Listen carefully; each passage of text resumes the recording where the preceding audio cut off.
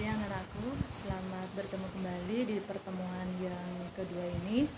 Ibu berharap kalian masih terus semangat dan Ibu harap hari ini kalian semua dalam keadaan sehat-sehat ya, supaya bisa mengikuti pelajaran ini. Baik, Ibu ingatkan kembali bagi yang belum mengumpulkan tugas kemarin di pertemuan pertama, nanti kalian kumpulkan ayah, Ibu masih tunggu sampai sekarang. Baik, pada saat ini kita masih masuk di bab pertama, di lanjutan bab pertama, yaitu perjuangan mempertahankan kemerdekaan melalui strategi diplomasi.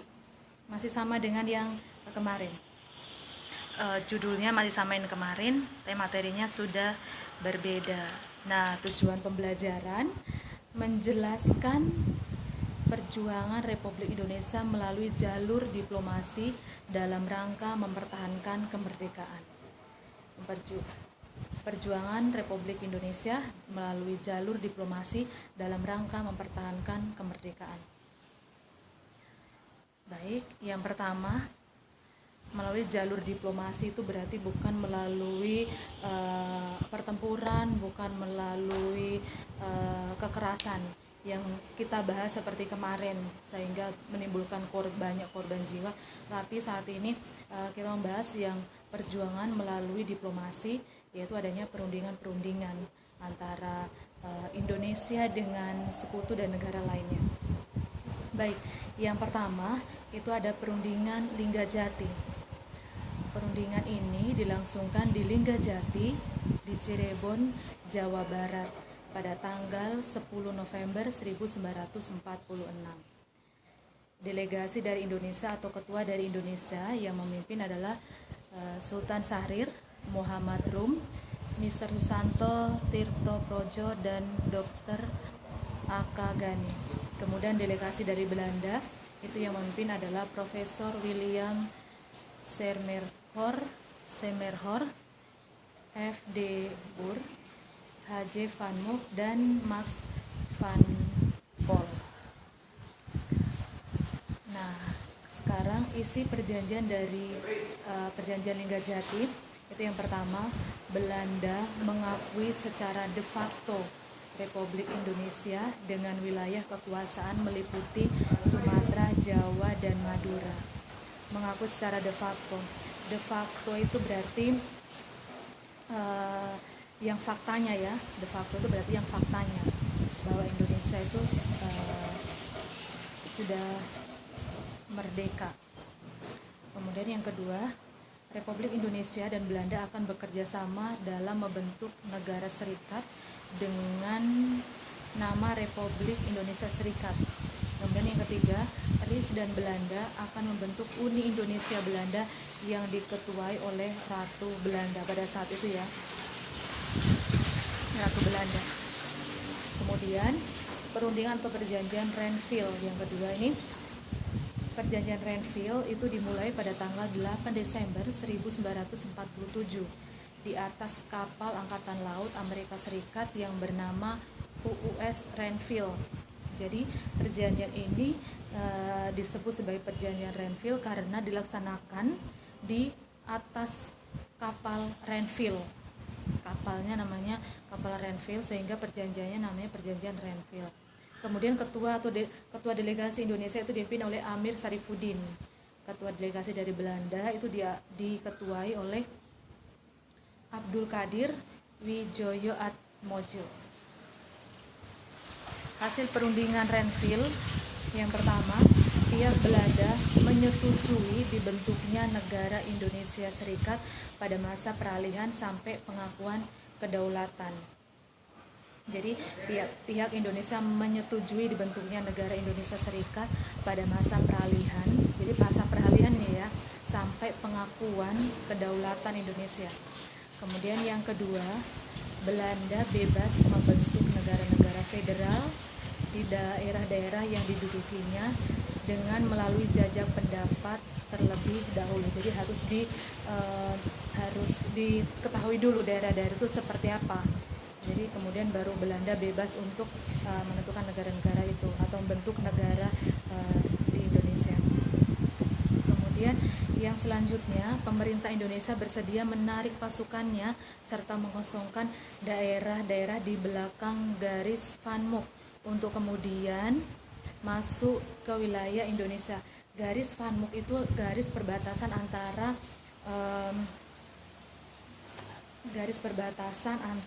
yang misalkan antara wilayah Belanda dengan wilayah Indonesia, itu namanya garis Van Mook. Lanjut di perjanjian Rumroyen. Perjanjian Rumroyen ini dilaksanakan pada tanggal 17 April 1949. Dimulailah perundingan pendahuluan yang berlangsung di Hotel Des Indes di Jakarta. Delegasi Indonesia itu diketuai oleh Mr. Muhammad Rum. Kemudian dari Belanda diketuai oleh Dr. Frederik van Rooyen. Jadi perjanjian Rumroyen itu diambil dari dua nama ketua yang mewakili perjanjian ini ya. Rum itu dari Indonesia, Rooyen itu dari Belanda. Nah, kita lihat hasil persetujuan Rumroyen bahwa pemerintah Indonesia bersedia untuk yang pertama, memerintahkan seluruh pengikut republik yang bersenjata untuk menghentikan perang gerilya. Jadi ini pernyataan dari bangsa Indonesia itu bersedia untuk memerintahkan seluruh pengikut republik yang bersenjata untuk menghentikan perang gerilya. Perang gerilya itu perang yang dilakukan secara sembunyi-sembunyi dan dilakukan dengan cepat. Kemudian bekerja sama dalam menjaga ketertiban, keamanan, dan menjaga perdamaian. Bekerja sama dalam menjaga ketertiban, keamanan, dan menjaga perdamaian. Kemudian yang ketiga, turut serta dalam konferensi meja bundar di Den Haag dengan tujuan mempercepat penyerahan kedaulatan kepada negara Indonesia Serikat dengan tanpa syarat setelah para pemimpin pemerintahan kembali ke Yogyakarta. Jadi supaya kedaulatan bangsa Indonesia itu diakui secara de jure dari negara lain. Kemudian ini ada pernyataan dari pihak Belanda. Kalau tadi ada pernyataan dari pihak Indonesia, sekarang ada pernyataan dari pihak Belanda. Yang pertama, itu hanya ada dua ya. Yang nomor 3 itu tidak ada sebenarnya. Ibu lupa menghapus. Yang pertama, menghentikan aksi militer dan membebaskan tahanan politik. Jadi semua tahanan politik Belanda yang ada di Indonesia itu semua dibebaskan. Kemudian menyetujui kembalinya pemerintahan RI ke Yogyakarta. Jadi menyetujui kembalinya pemerintahan RI itu ada di Yogyakarta. Lanjut, konferensi meja bundar dilaksanakan pada tanggal 23 Agustus 1949 sampai 2 November 1949. Konferensi ini konferensi meja bundar atau KMB yang diselenggarakan di Rietderzal, Den Haag, Belanda. Jadi dilaksanakannya di Belanda ya. Delegasi Indonesia itu dipimpin oleh Muhammad Hatta. Kemudian dari delegasi Belanda dipimpin oleh J.V. Maarseveen. Kemudian delegasi dari BFO dipimpin oleh Sultan Hamid. Nah, hasil-hasil persetujuan KMB itu yang pertama, Belanda akan menyerahkan kedaulatan kepada RIS pada akhir bulan Desember 1949. Yang kedua, diputuskan pula beberapa persetujuan pokok yang terkait masalah keuangan, ekonomi, sosial, dan budaya. Yang ketiga, mengenai soal Irian Barat, penyelesaiannya akan ditunda selama 1 tahun. Jadi Irian Barat ini masih menjadi bahan persoalan. Irian Barat ini akan dipegang oleh negara mana nantinya. Kemudian yang keempat, persetujuan KMB juga memuat ketentuan-ketentuan mengenai pembentukan APRIS dengan TNI sebagai intinya ya. Kemudian yang selanjutnya, kerajaan Belanda akan bentuk Uni Belanda. Kemudian yang selanjutnya, Indonesia membayar utang-utang Belanda sejak tahun 1942. Jadi Indonesia membayar utang-utang Belanda. Indonesia harus membayar utang-utang Belanda sejak tahun 1945. Utang-utang itu untuk apa? Utang-utang sebenarnya untuk pada saat perang lalu, perang yang dilakukan oleh Belanda di Indonesia, itu sebenarnya biaya perang itu adalah biayanya Belanda, karena biaya perang itu sangat banyak. Itu sebenarnya yang membiayai harus Belanda, tetapi di sini persetujuan KMB itu Indonesia harus membayar utang-utang Belanda sejak tahun 1942.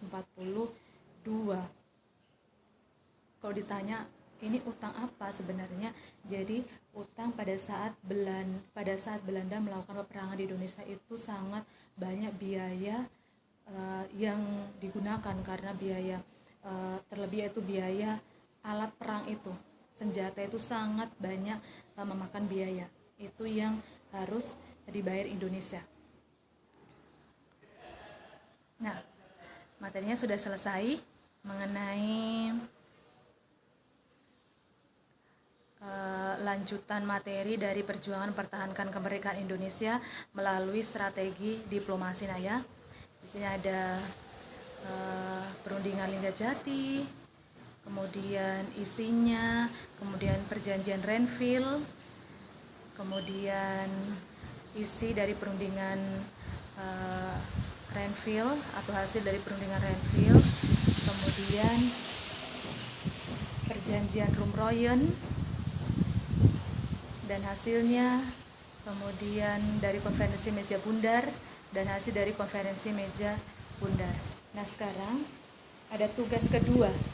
Di pertemuan ini juga ada tugas, jadi setiap pertemuan ini Ibu kasih tugas, karena bagi yang mengerjakan tugas dan mengumpul itu berarti Ibu anggap hadir. Bagi yang tidak mengerjakan tugas dan tidak mengumpul berarti Ibu anggap dia alpa. Tugasnya yang kedua ini adalah jelaskan perjuangan bangsa Indonesia dalam mempertahankan kemerdekaan melalui strategi diplomasi. Jadi silakan kalian kerjakan dengan baik. Nah, kemudian kalian kumpul di link yang sudah diberikan. Nah ya, kalian kerjakan dengan baik. Dan kemudian Ibu harapkan bagi yang tidak bisa mengirimkan lewat link, boleh kalian ini WA teman kalian, minta tolong untuk kirimkan ya. Jangan kalian cuma diam. Kalau kalian cuma diam, kalian tidak akan pernah mengumpulkan tugas, dan nanti kalian pada akhir semester kalian tidak ada nilai sama sekali. Nah ya, jadi Ibu beritahu seperti ini supaya nanti kalian ada nilai pada saat akhir semester ya. Ya, cukup sampai di sini pertemuan yang kedua ini, dan silakan kalian kerjakan tugasnya dengan baik. Kita bertemu besok di pertemuan yang ketiga. Selamat siang, Tuhan Yesus memberkati.